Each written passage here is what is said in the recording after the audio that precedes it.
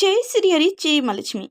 प्रिय भक्तगणों, आज मैं आप सभी को बताने जा रही हूँ अजय एकादशी 2024 में कब है। अजय एकादशी का व्रत कब है? 28 या 29 अगस्त। जाने सही तारीख, महत्व और व्रत पारण का समय, पारण कैसे करना चाहिए, किस चीज से करना चाहिए और पारण के दिन भूल कर भी यह गलती नहीं करना चाहिए। तो आज मैं आप सभी को इस सारी जानकारी इसी वीडियो के माध्यम से आपको बताने जा रही हूँ। तो ध्यानपूर्वक सुनिएगा, अंत तक बनी रहिएगा और वीडियो अच्छी लगी तो कमेंट में जय श्री हरि लिखना ना ही भूलिएगा। तो चलिए अब ध्यानपूर्वक जानते हैं कि भाद्रपद माह के कृष्ण पक्ष की एकादशी को अजय एकादशी के नाम से जाना जाता है। पद्म पुराण में अजय एकादशी को बहुत ही पुण्य फलदायी बताया गया है। इस एकादशी का महत्व इसलिए भी अधिक बढ़ जाता है क्योंकि यह जन्म अष्टमी से 4 दिन बाद आती है। पद्म पुराण के अनुसार अजय एकादशी का व्रत रखने से व्यक्ति के जीवन में सुख समृद्धि का वास होता है।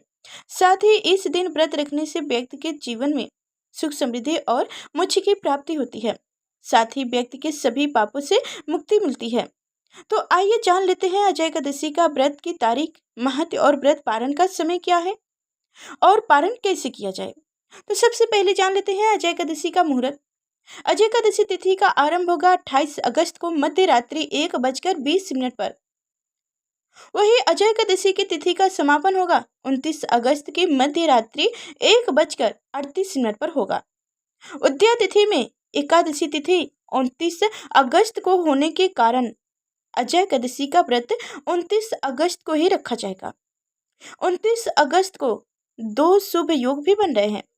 पहला सिद्ध योग और दूसरा सर्वार्थ सिद्ध योग। इन दोनों योगों को ज्योतिष शास्त्र में बहुत ही शुभ माना गया है।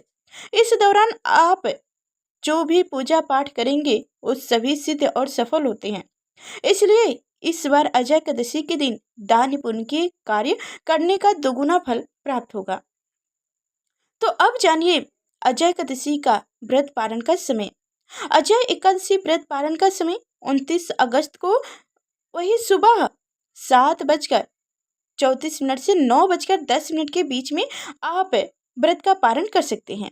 इस दौरान व्रत का पारण करना बेहद शुभ रहेगा। तो एक बार फिर से आप सभी को बता दें कि उदया तिथि के अनुसार एकादशी तिथि 29 अगस्त को होगा।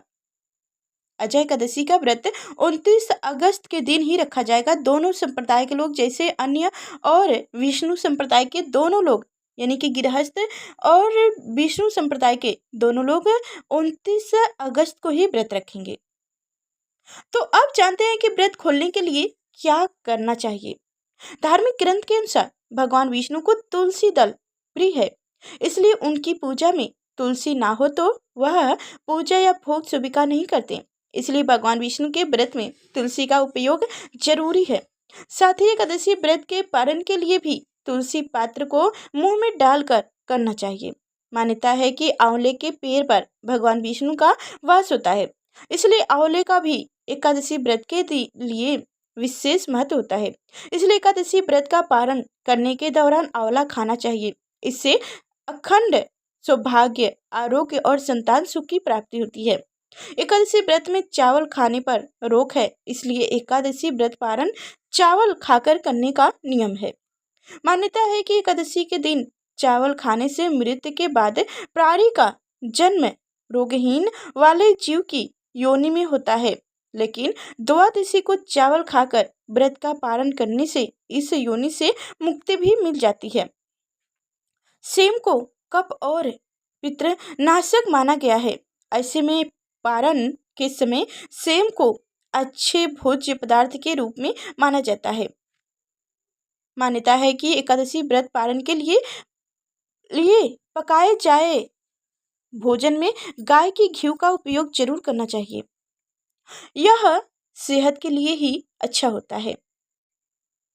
तो अब आप सभी लोग जानिए कि एकादशी व्रत पारण में भूल कर भी नहीं करना चाहिए यह काम। तो एकादशी व्रत पारण में मूली, बैगन, साग, मसूर का दाल, लहसुन, प्याज आदि का प्रयोग नहीं करना चाहिए, क्योंकि बैगन पितृदोष और उत्तेजना बढ़ाता है और मसूर की दाल अशुद्ध मानी जाती है।